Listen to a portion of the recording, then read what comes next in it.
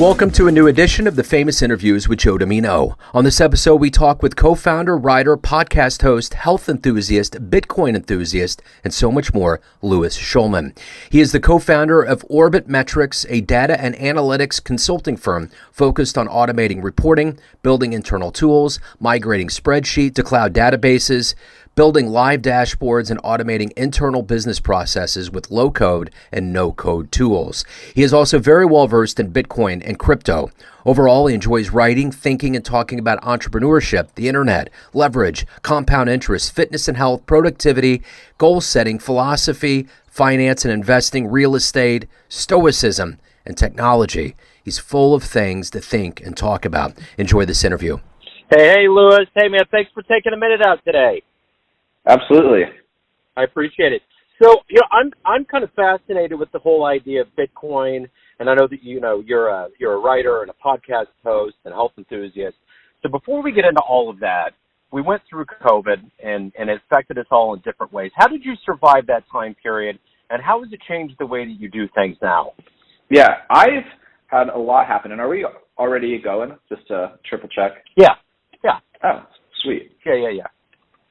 Amazing. So, yeah, I mean, I think the kind of time period we all collectively understand as COVID, I think that's the most neutral way to refer to that period of time, is, for me, was really, really constructive across the board.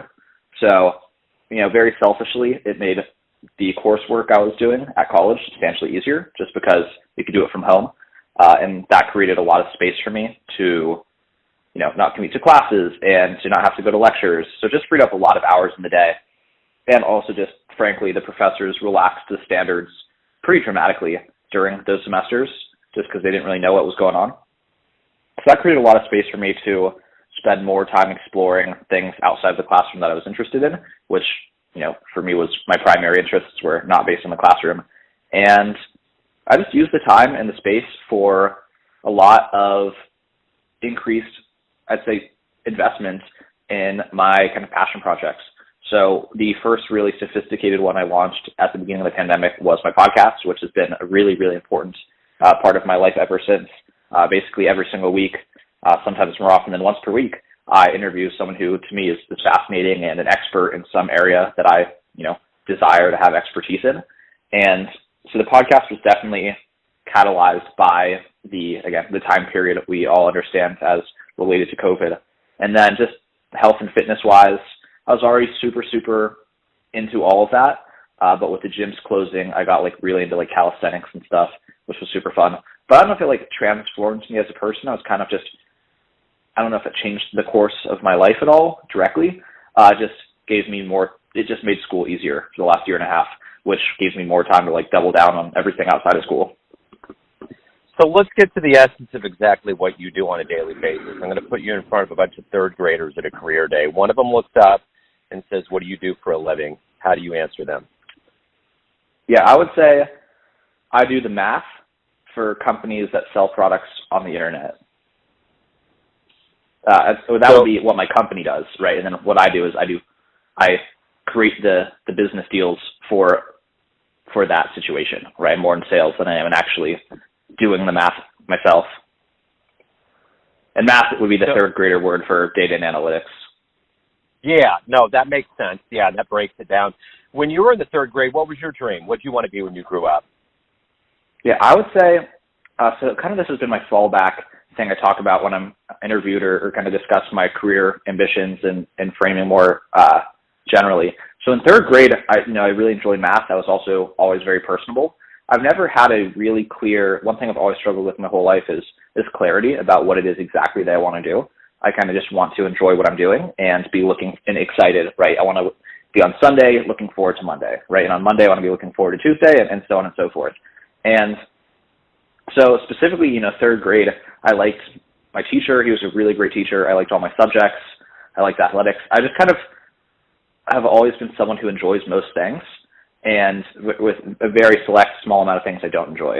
So for the most part, I just wanted to be able to be in a position to do what I'm excited about, whether in the third grade that may have been something like architectural or real estate or designing homes. That's kind of what I think my recollection of my childhood career ambition was. But otherwise, it was just kind of continue to. I probably played a lot of chess in third grade, I think. I played a lot of tennis. But I kind of just always been someone who just has a bunch of interests and likes the freedom to pursue them. And then as long as that's economically viable, then that's cool too. There tends to be fear and a part of the unknown when it comes to Bitcoin. Talk to me a little bit about it. Why does Bitcoin make sense, and kind of break it down for me? So there's, infinite ways to approach explaining Bitcoin. It's kind of like, what's the, if you have a sphere, right? You're like, what's the, a certain point on the sphere that's like represents the center of it or the starting point. There's not really that. There's a center, but like around the outsides, like you could touch any part of the surface area and be referencing something completely different. But at its core, as it breaks down into like a, monetary system, right, a technology, and then also in many ways like a philosophy as well, in terms of like how certain, what parts of society should be dictated by a small group of people versus kind of collectively agreed upon and unchangeable or immutable. So I came into Bitcoin because I think as an aggregate, what at least I came to understand that it represented, or that it represents, present tense, is in aggregate likely net good, and for a couple of reasons.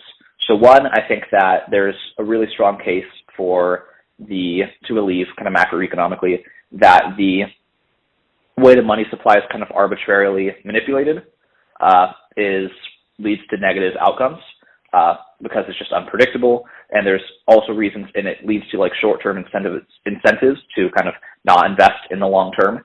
So for example, you see a lot of like correlation just in like a lot of major social studies outcomes, things getting worse from 1971 till present day, and that's the year that kind of society or the United States stopped being on a gold standard, which basically means that you can fabricate what money is and what money's worth arbitrarily.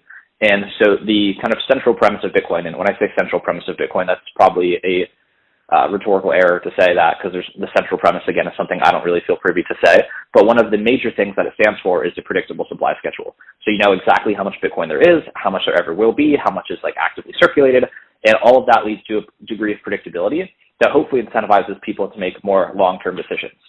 And that's just one aspect of it. And then, another aspect is that it's secure, that it's open, that it's transparent, that it's peer-to-peer, that it's borderless, that it's not dependent on any particular nation state to govern. And then it's kind of this other, if you really get into the abstract in terms of like, why does money exist? Why did like human society kind of collectively organize around this concept called money? And it's basically so people can store, the fruit of their labor over time and transact. And there's a whole litany of reasons. But one of them is basically, if you believe that people should be able to store and save over time the rewards for what they do, it'd be nice if that's predictable. It'd be nice if that's something that's collectively fair for all people and not subject to like manipulation by people who have, for whatever reason, more control over the system than anyone else. And so I think it's a bundle of ideologies that I think for the most part likely will lead to better outcomes than if it's not present. And so that's kind of why I advocate for it. That's great. Yeah, that breaks it down. So if you can meet anybody alive on the planet right now and have a discussion with them, who would it be? That is a great question. I typically, I'm looking at my bookshelf behind me here for inspiration. I've kind of come to the conclusion that someone a few steps ahead of me is likely to be a better mentor than someone way too many steps ahead of me, right? So like, is Mark Cuban, for example, going to be the person to give me the most pointed advice for what I should do next in my career? Or is, someone with a business in the similar industry who's maybe doing 10x to 50x my revenue, right, but not 10,000x my revenue, not managing a billion-dollar company? It's a really tough question. I've heard you ask this before, and I definitely fumbled the bag on, that's a millennial expression, you could say, fumble the bag, for missed the opportunity to pre-think of an answer before this podcast, despite the fact that I knew it was coming. So one thing that's interesting, I've really been fortunate through podcasting myself to meet so many people that I've admired, that it's really a pretty short list of people like I haven't met, right? I think that, former President Trump would be an interesting person to meet. I'm sure he's an entertaining guy. I've heard only good things about kind of in-person interactions with him. Andy Frisella is the creator of a challenge called the 75 Hard. He's someone I've admired for a long time. Russell Brunson he would be probably awesome to hang out with. He's the co-founder of ClickFunnels and kind of just again, he's the implication of me saying these people kind of contradicts what I was just saying in terms of like not wanting to meet someone too many steps ahead of me, whereas all of these people are like roughly potentially billionaires, which is more than 2 steps ahead of me by several steps. But Russell Brunson's a marketing genius, so I think just a day with him, he's someone who sells like a day-long consulting package where he just has like story after story after story after story of testimonials of just blowing up people's businesses by kind of like forcing them to see through to the essence of it. So maybe Russell would be the person right now who I feel like most, in terms of being able to benefit the primary goal that I'm like actively trying to pursue, he would probably be the main guy. So, you know, as we kind of enter this era known as the post-pandemic era, if we talk in 5 years from now, and I ask you what's been going on, what are you looking forward to doing? What's your plan? Yeah, so during the pandemic era, again, as just collective way to refer to that period of time, I traveled a lot and did not stay still much at all. And so I did tons of travel. And now I'm really enjoying a phase of like investing in a singular community rather than kind of bopping between cities and couches and hotels and Airbnbs and hostels and things like that. Because I traveled very, very frequently. And it was really fun for like seeing friends who live in different places, but it was not great for building like a solid in-person community where you walk to a coffee shop and you are familiar with all the baristas and you're likely familiar with 3 to 4 random people there, and you kind of don't expect to go anywhere without running into someone. And I really miss that. And so I've been rebuilding that. About 6 months ago, I moved to Scottsdale, Arizona, and have been building pretty aggressively, like in-person community. Aggressive is a weird adverb for community building, but effectively, like I feel like during the pandemic, you know, it was very isolating in terms of, even though like I chose to kind of throw caution to the wind and ignore every kind of government recommended thing. I just said, I don't care, I'm young and healthy and I exercise and I'm in healthy weight, so I just could not be bothered to alter my lifestyle even slightly. But even with that, there are certainly friction put in place for people like me who are cavalier about it to still gather in large groups. Even if you didn't care, there are still obstacles in your path. So for me, now that there's really no obstacles to that at all, it's just trying to like rebuild a large social group, and that's been effective. So I think kind of downstream of that would be, you know, dating seriously and also doing like MMA. So I'd say those are kind of like, if we kind of want to turn that into buckets, I would say I really want to be doing, so for my podcast, I want to increase the quantity of in-person interviews that I do, because there's a lot of great entrepreneurs here, and there's definitely a level in Scottsdale, and there's a level of connection that just isn't as good virtually. I've still learned. I mean, my life has been transformed by dozens of conversations I've conducted remotely, but that being said, I still just really enjoy in-person episodes. So I'd love to have a facility for that kind of readily available. I'd love to get back into combat sports. I think that's really fun and kind of awakens a different part of the soul that has been dormant for a lot of my life. And then very active socially with relationships and things like that, dating pretty seriously. And then as far as the business I run, right, the doing math for people who sell stuff online, I'd like for that to be pretty sophisticated. It's still in the bootstrapping phase where, you know, it's effectively 1 full-time employee, 2 part-time employees who both have full-time jobs, but like I'd like that to be a pretty substantial services-based business and also have productized into a number of SaaS plays as well in the space. So, I mean, I'm kind of building, firing on all cylinders in all areas and having a ton of fun doing it. What's been the biggest risk you've taken in life so far? Yeah, I'd say I'm pretty fortunate that the answer I have to this question, it's pretty, there's not really a better word than like privileged. I've been pretty privileged to have what I would consider to be an easy life and like risk-free life, or at least to me, right? Anything that I've done, I no longer perceive as risky because it all worked out okay. So I think, you know, I left a really good job with nothing else lined up, but I don't really think that was particularly risky because, you know, I felt confident in my ability to get another one. So like I was working with someone who I really, really admire to this day, and really admired before I had the job. Like he was kind of, you know, when I graduated college, I had written out a list of 10 people in the world I had wanted to work for, and was fortunate enough to like work for 2 of them within the first 6 to 8 months of graduating. And so to leave behind kind of a great opportunity with a dream mentor was really, you know, some people would consider that risky, but the only reason I left was that I wanted to be kind of more of a founder, and that company had more of a properly established founding team right, where I wasn't just in that senior role. And I was like, well, I'm young and I want to kind of bet on myself these first couple years of my career. So I'd say a lot of people consider leaving that to be particularly risky, but I was able to frame it in such a way that it was a bigger risk to not leave, right? It's kind of like the pain of regret is always going to be more painful than the temporary pain of failure, right? And failure also deserving some air quotes around it. But I would say that's like high level, pretty risky. But I'm just someone who's just very comfortable being thrown into a brand new situation. There's this book by Dan Martell called Buy Back Your Time, and there's this chapter that really spoke to me about kind of common ways that entrepreneurs self-sabotage.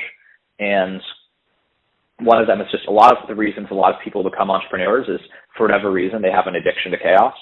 And so when things are going too well in their business or things are too easy or their life is just too not stressful, they get anxious that something isn't stressful, right? It's kind of like paranoia. That's a mirror symptom to the other symptom.